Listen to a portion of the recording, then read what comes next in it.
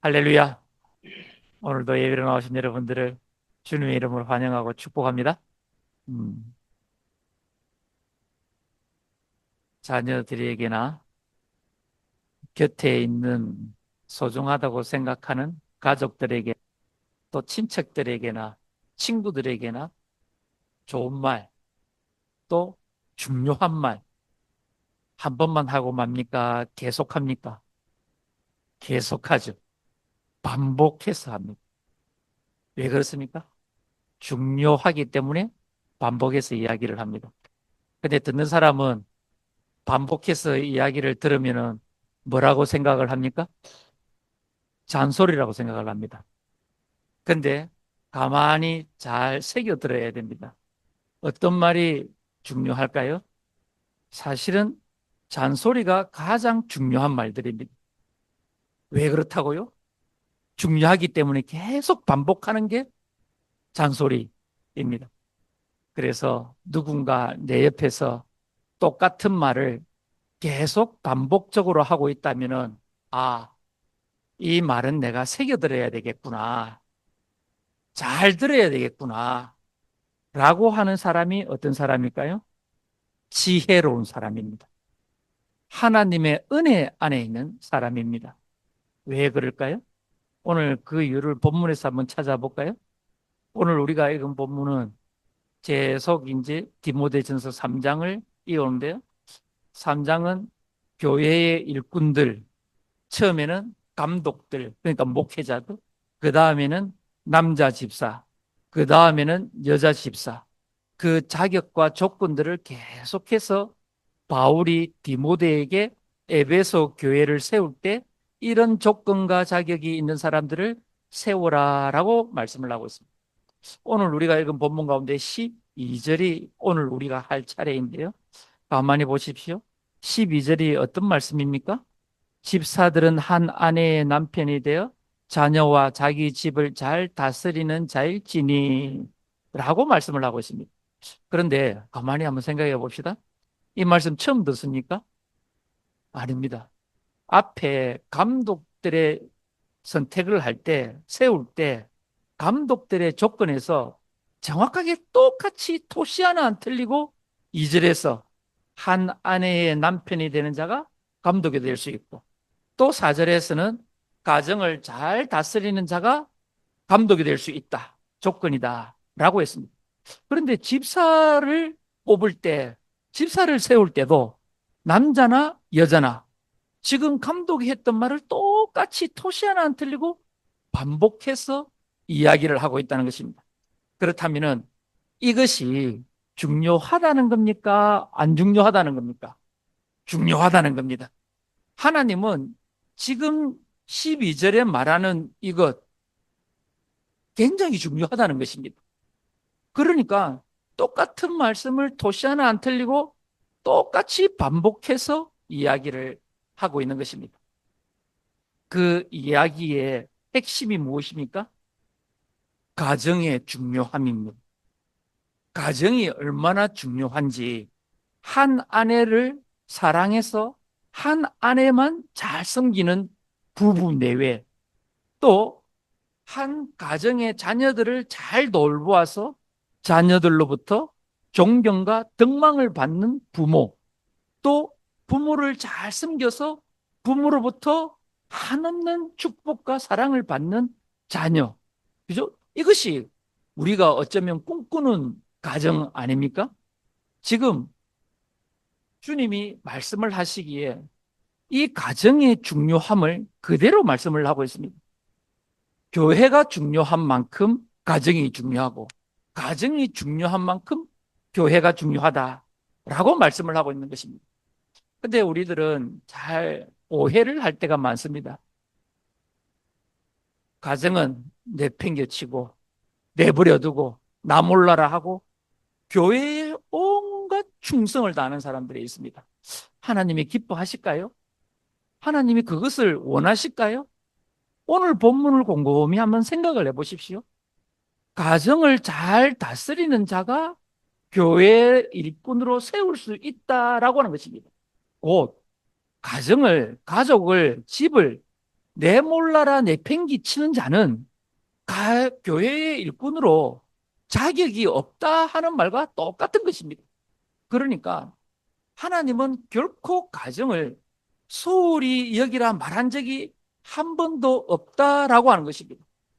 그래서 교회는 가정에서 출발을 합니다. 곧 가정은 작은 교회입니다. 교회의 모태는 가정이 되는 것입니다. 모든 출발점은 가정에서부터 시작인 것입니다. 그래서 신명기 6장 우리가 잘 아는 세마의 말씀, 그죠? 그 세마의 말씀을 어디에서 누구에게 가르치라고 말합니까? 집에서 자녀들에게, 곧 가정을 중요하게 여기라, 소중하게 여기라 라고 하는 것입니다. 그렇다면은 반복해서 강조해서 하는 말은 중요하다는 것 아닙니까? 그죠? 핵심적이다라고 하는 거지 않습니까? 왜 핵심적이고 중요하다고 말씀을 하고 있을까요? 가정이 사람들에게 가족이 머무는 가정이 안에 들어가면은 가장 평안한 공간입니다. 가장 안전한 공간입니다. 가장 쉬고 싶은 공간이 가정입니다. 집에만 들어가면은 모든 긴장이 다 풀리는 정말 사랑스러운 공간이 가정입니다. 가족이 머무는 곳입니다. 그런데 가만히 한번 생각해 봅시다.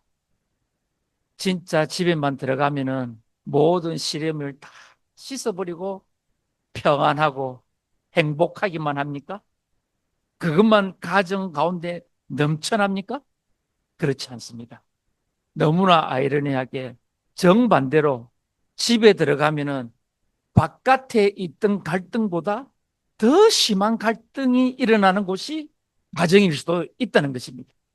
가정은 양면의 칼을 가지고 있습니다. 정말 평안한 공간인가 동시에 또 어떤 누구에는 지옥과 같은 공간이 될 수 있는 곳이 가정이다 라고 하는 것입니다.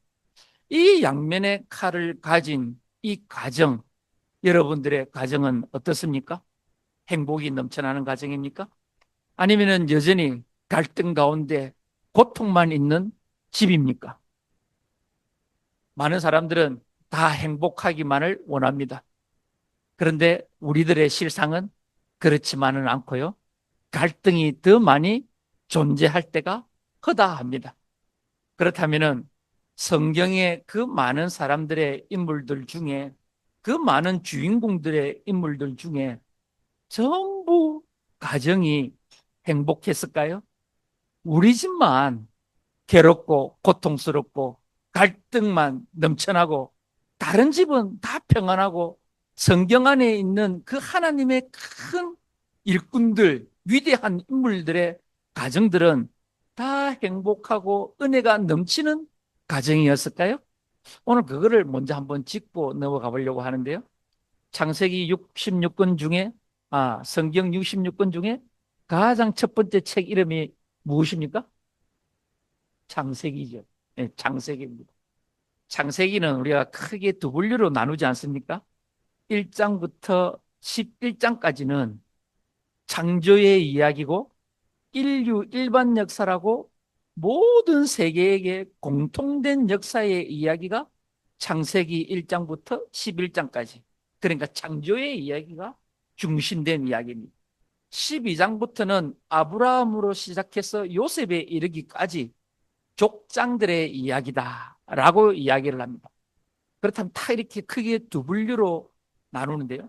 이 이야기들의 중심 고리는 무엇일까요? 창조부터 족장들의 이야기를 쭉 끌고 가는 창세기 전체의 이야기의 고리, 연결 고리의 중심은 무엇일까요? 가정입니다. 가정으로 시작해서 가정의 이야기로 끝나는 것이 창세기의 이야기입니다.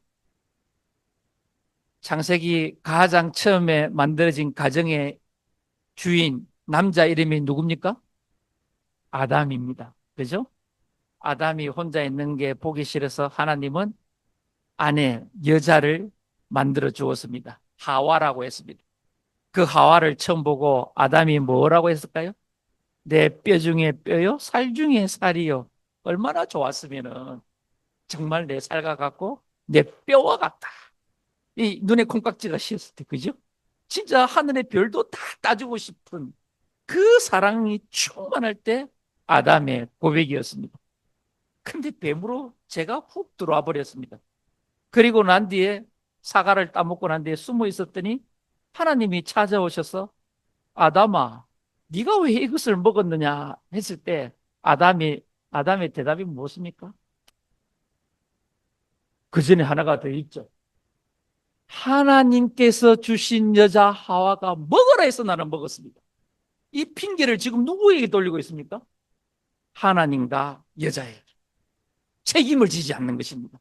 가장으로서, 남자로서 씩씩하게 하나님, 예, 제가 먹었습니다. 제가 꼬드김에 넘어갔습니다. 이 한마디가 나오지 않고 어떻게 해요? 하나님이 주셨잖아요, 저 여자. 저 여자가 뭐라고 했습니다.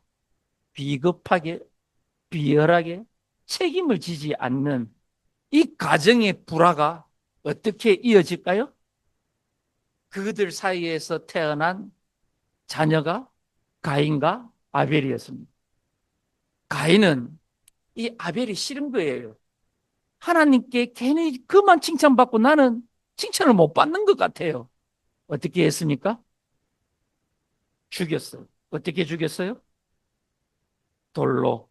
너무너무 잔인하게 형이 동생을 쳐 죽여버렸어요. 최초의 살인이 일어났습니다. 그리고 난 뒤에 주님이 찾아오셨습니다. 가인에게 물었습니다. 네 동생이 어디 있느냐? 가인이 뭐라고 대답했습니까? 아니, 내가 아벨 동생을 지키는 사람입니까? 내가 동생을 지키는 사람입니까? 뭡니까? 책임질 이유가 없다는 것입니다. 한 핏줄이고 내 동생이지만 내가 왜 동생을 책임져야 됩니까? 내 하나 살기도 먹고 살기도 어려워 죽겠는데 책임을 지지 않는 것입니다. 누가 그랬습니까?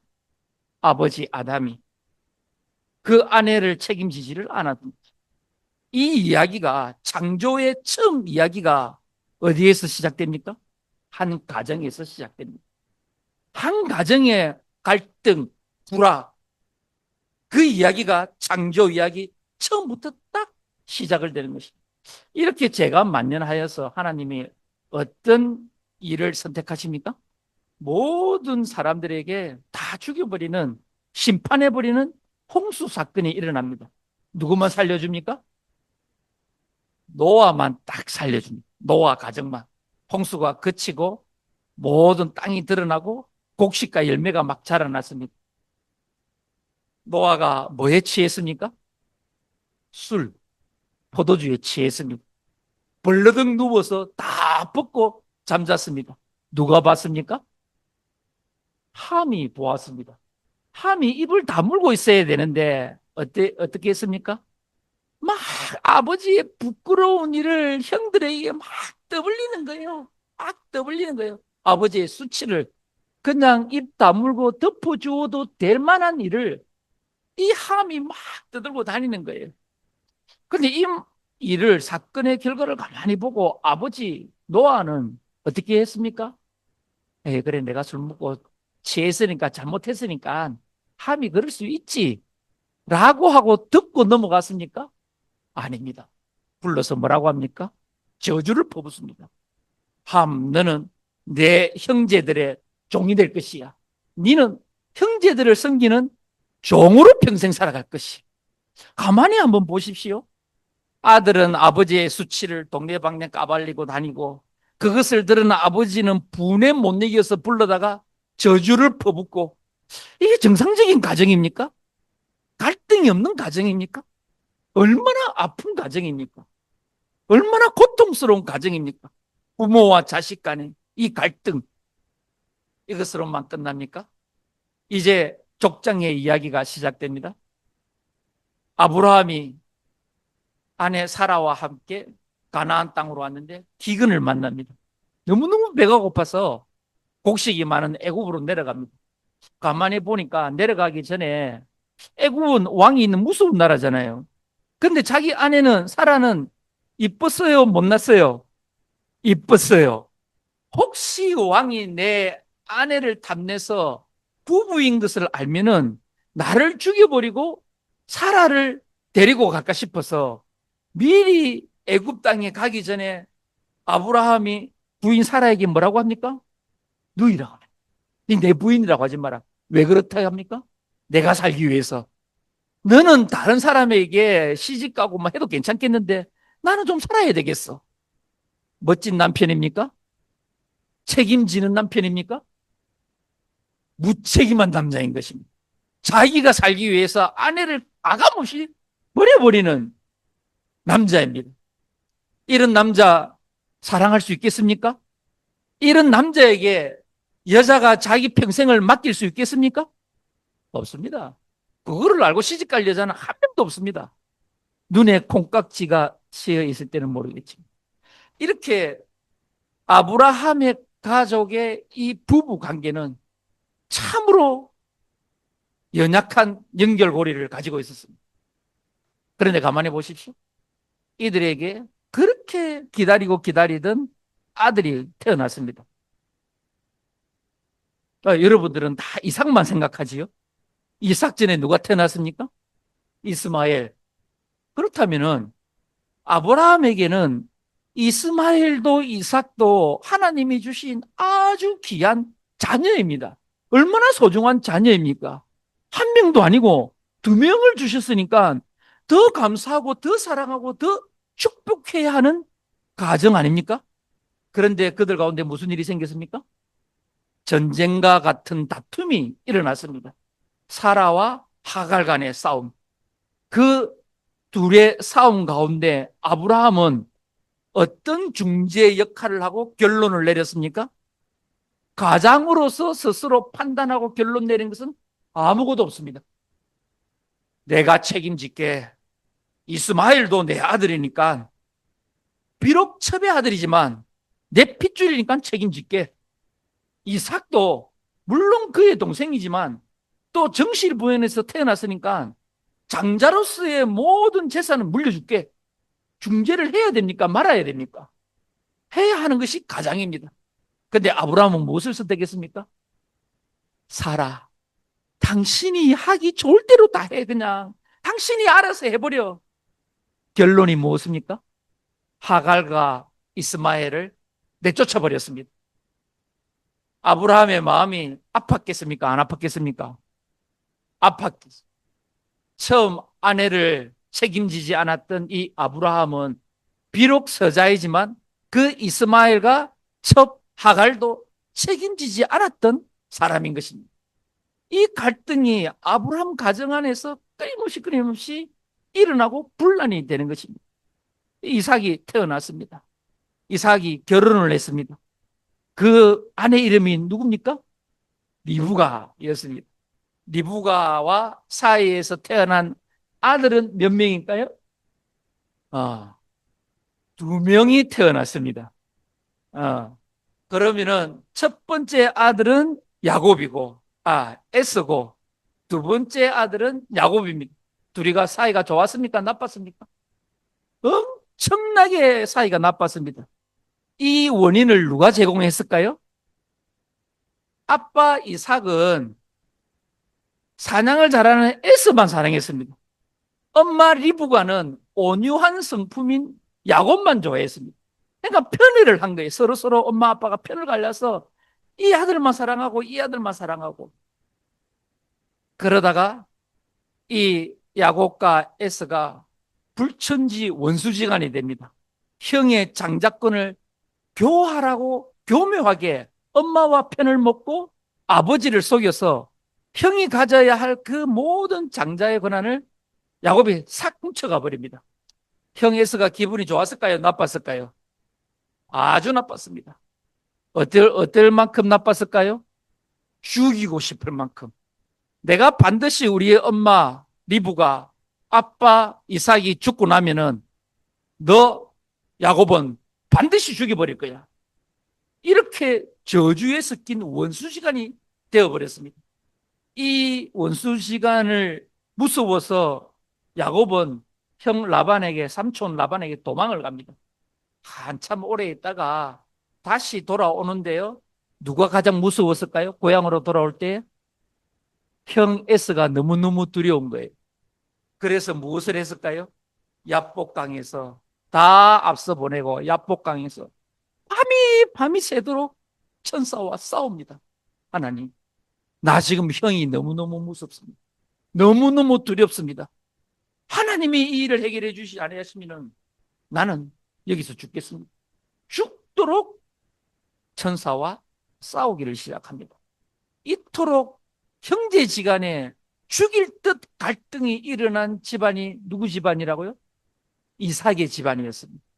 자, 이 야곱이 이렇게 교활했던 야곱이 이제 아들이 몇 명이 있었을까요? 12명. 그러면 딸은 몇 명이 있었을까요? 한 명. 합이 몇 명일까요? 13명. 이제 다 돌아왔습니다. 야곱의 큰아들 장자의 이름이 누굽니까? 루벤입니다. 루벤은 장자입니다. 부모의 모든 재산과 권위를 이어받을 장자입니다. 그런데 이 루벤이 어떤 악행을 저지릅니까? 그 아버지의 첫 비라를 동침해버립니다. 아버지의 침상을 더럽혀버립니다. 아버지의 여자를 범해버립니다. 이것은 도덕적인 아주 폐륜적인 행위일 뿐만 아니라 또 어떤 일입니까? 아버지의 권위에 도전하는 자입니다. 그러니까 이게 우리들 상식 가운데 있을 수 있는 일입니까? 이런 가정을, 집안을 상상조차 할 수 있는 일입니까? 결코 상상을 못 합니다. 그런 일이 누구 집에 있었다고요? 야곱의 집 안에, 자식들에게. 또 오다가 디나, 그 한 명의 딸이 세겜에게 강간을 당합니다. 이 강간을 당하고 난 뒤에 그 오빠애들 중에 제일 분노한 오빠애가 누굽니까? 레위와 시몬이었습니다. 레위와 시몬이 어떻게 했습니까? 아주 교묘한 방법으로 거짓말을 해서 세겜을 딱 속이기 위해 난 뒤에 할례를 다 받게 하고 난 뒤에 못 움직이게 한 후에 어떻게 합니까? 둘이가 가서 칼을 들고 싹 다 죽여버립니다. 한 족속을 학살해버리고 멸절시켜버립니다. 얼마나 무서운 일입니까? 다른 사람을 속이고. 이 일로 야곱의 집은 도망가고 쫓기는 신세가 됩니다. 잡히면 도로 다 죽일 위태로운 지경까지 이릅니다. 이렇게 야곱의 아들들은 살인자의 아들이 있었던 것입니다. 이 일만 있었습니까? 야곱이 제일 사랑한 아들 누구? 요셉입니다. 시기를 누가 했습니까? 형들이 처음에 요셉을 보고 다 죽이려고 했습니다. 그런데 차마 죽이지는 못하고 애굽의 노예로 팔아버렸습니다. 아버지 야곱은 평생 살아가면서 그 사랑하는 아들 요셉이 죽은 줄 알았습니다. 그 아버지의 마음이 얼마나 아팠을까요? 그 사랑하는 아들이 죽었다는 소식을 듣고 평생을 살아가면서 속으로 피눈물을 흘렸을 것입니다. 그 일을 저지른 자가 누구입니까? 형들, 야곱의 아들들이었습니다. 이토록 가정은 있지 않습니까? 치열한 경쟁과 갈등, 무책임함과 고통 가운데 있는 것이 가정이다라고 하는 것입니다. 창세기의 이야기 전부가 이 갈등의 이야기입니다. 갈등의 그 핵심 고리가 어디라고요? 가정이다라고 하는 것입니다. 지금 우리들이 가지고 있는, 우리들이 생활하고 있는, 우리들 가정 안에 있는 이 갈등은 어떻습니까? 성경에 있는 그대로의 갈등이 아마 우리들 가정 안에도 똑같이 있을 것입니다. 이 가정의 갈등을 하나님은 기뻐하실까요? 싫어하실까요? 네 가정이 무너지든 말든 아무 상관없이 교회로 와. 교회에서 온갖 충성을 다해. 라고만 주님이 요구하고 있으실까요? 그렇지 않다는 것입니다. 디모데 전서의 말씀에는. 그렇다면은 우리가 신약 성경으로 딱 넘어와서 한번 또 이야기를 해볼까요? 예수님의 가정은, 가족들은 서로 사랑하고 이해하고 행복한 가족들이었을까요? 아주 사이가 좋았을까요? 성경은 그렇지 않다라고 말씀을 하고 있습니다. 마가복음 3장 21절에 이렇게 예수님의 동생들, 가족들의 관계, 예수님과의 관계가 어떠했는가를 가르쳐 줍니다. 한번 같이 읽어보실까요? 예수의 친족들이 듣고 그를 붙들어 나오니 이는 그가 미쳤다 하밀러라. 예수님이 귀신을 쫓아내고 막 이런 일을 하니까 사람들이 옆에 있다가 뭐라고 했습니까? 예수는 미쳤다가 했습니다. 귀신에 쓰인 미친 사람이다 했습니다. 이 말을 누가 들었습니까? 그 동생들이 들었습니다. 그 동생들도 듣고 아, 우리 형이 미쳤다. 어떤 누구도 형을 옹호하거나 그렇지 않다 하거나 바로 정상적이다 말한 동생이 한 명도 없었다는 것입니다. 맞아, 우리 형은 미쳐서 귀신 들리는 것 같아. 와서 데리고 갔다. 라고 이야기를 합니다. 어디 이뿐만입니까? 또 요한복음 7절에는 또 다른 말도 동생들이 형에게 합니다. 요한복음 7장 3절 한번 같이 읽어보실까요? 그 형제들이 예수께 이르되 당신이 행하는 일을 제자들도 보게 여기를 떠나 유대로 가소서라고 합니다. 형제들이, 예수님의 동생들이 예수님에게 이야기합니다. 예수님의 고향이 어디입니까? 초등학부 다시 열심히. 예수님의 고향은 나사렛이죠. 그죠? 나사렛은 얻은 도. 그러니까 그 옆에 큰 도시의 이름은 무엇입니까? 갈릴리 호수. 그죠? 갈릴리 호수 주변에서 떨어져 있는 곳이 나사렛입니다.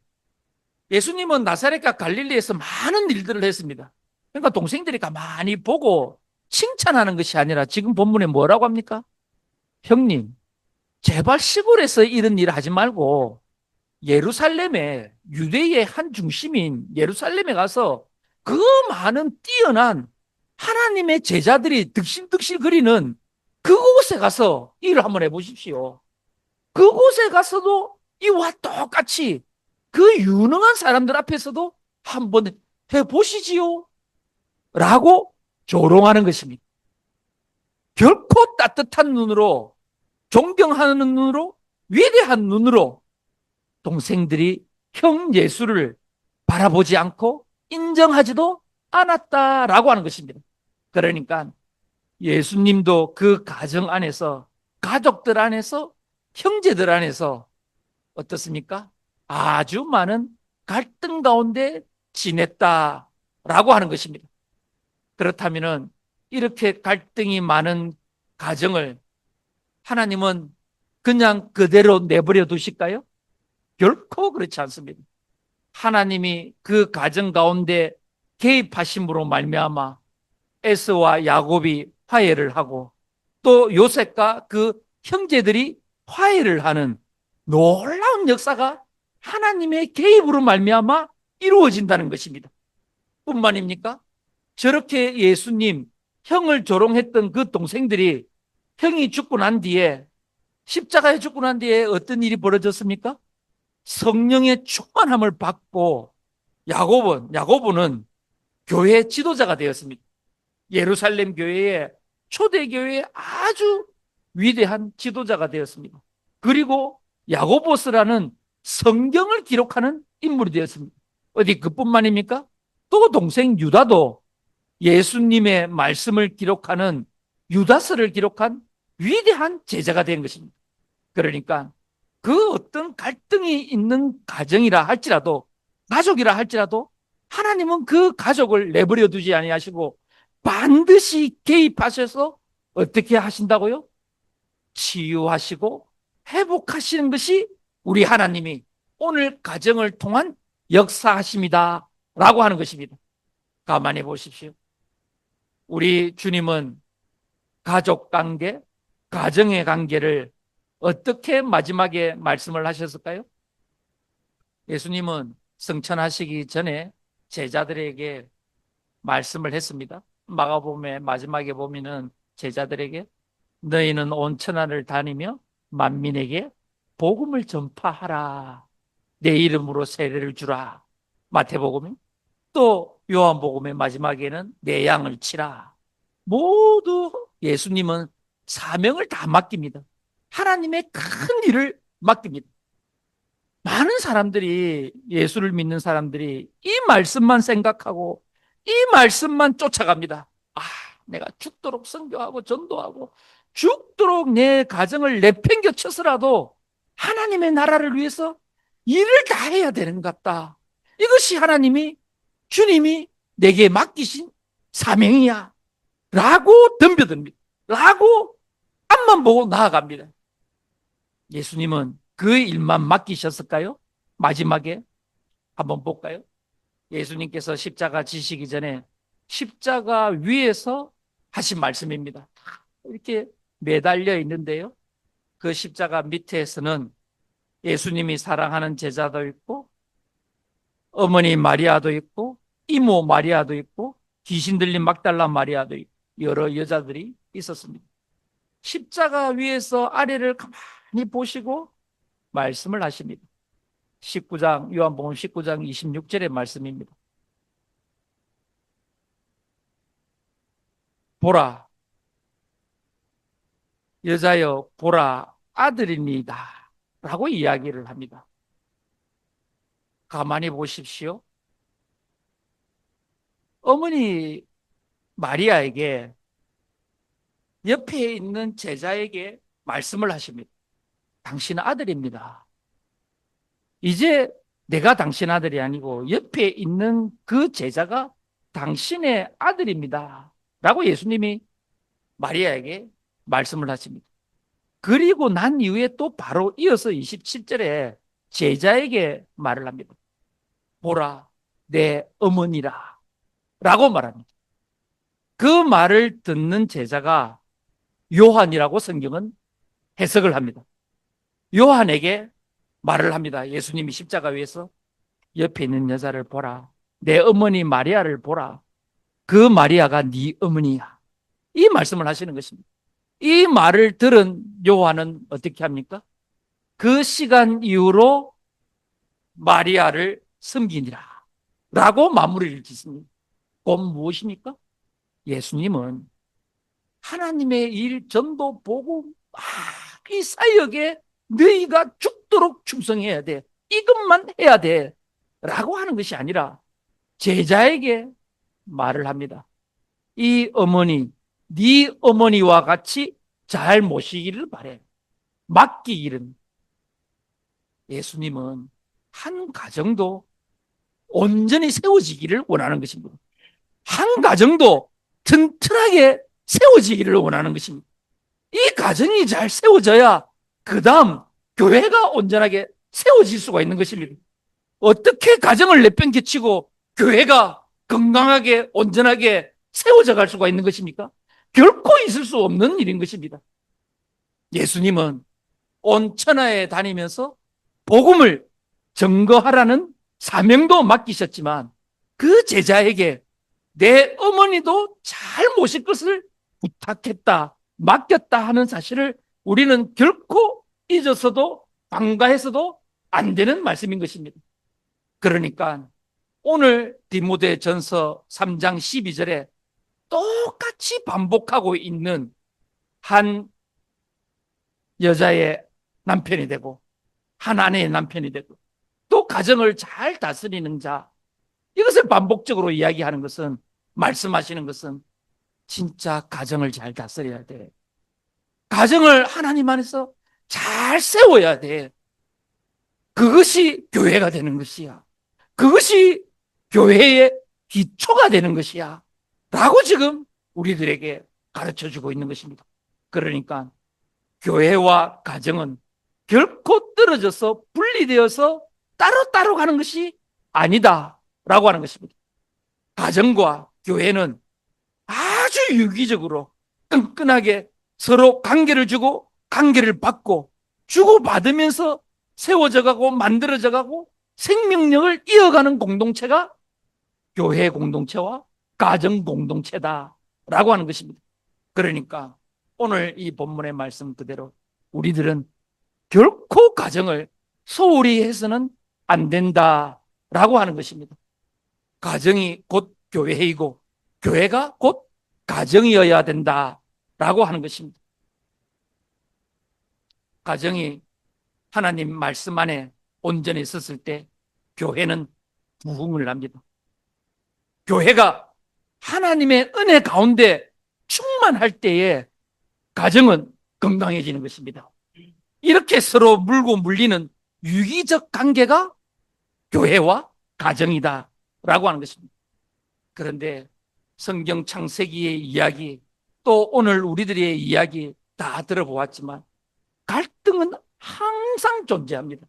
그렇다면 갈등이 항상 존재한다고 그냥 대수롭지 않게 내버려 둬야 합니까? 결코 그렇지 않습니다. 성령의 충만한 은혜를 각자가 다 받아야 됩니다. 부모도 자녀도 성령의 충만한 은혜를 받아야 합니다. 그런데 가만히 보십시오. 성령의 충만한 은혜도 그냥 성령의 충만한 은혜를 주십시오 라고 하기보다는 우리들이 기도할 때에 그 성령의 열매가 9가지가 갈라디아서 5장에 쭉쭉쭉 적혀 있지 않습니까? 몇 가지만 추려서 더 많이 있지만, 그렇다면 우리들은 성령의 충만한 것에 대해서 한 번 더 고민을 해야 됩니다. 내 가정에 부족한 것이 무엇인지, 사랑과 희락과 화평과 오래 참음과 자비와 양성과 충성과 온유와 절제, 이 가운데서도 우리 가정에 지금 부족하고 없는 것이 무엇인지 그것을 빨리 깨닫고 성령의 충만한 것을 구해야 되는 것입니다. 하나님, 우리 가정에 온유함이 필요합니다. 성령의 충만한 온유한 열매가 맺히게 해주십시오. 사랑이 부족합니다. 사랑의 충만한 열매가 있게 해주십시오. 또 내 안에 어떤 은혜가 더 절실히 필요합니까? 어떤 성령의 충만한 열매가 더 있어야 합니까?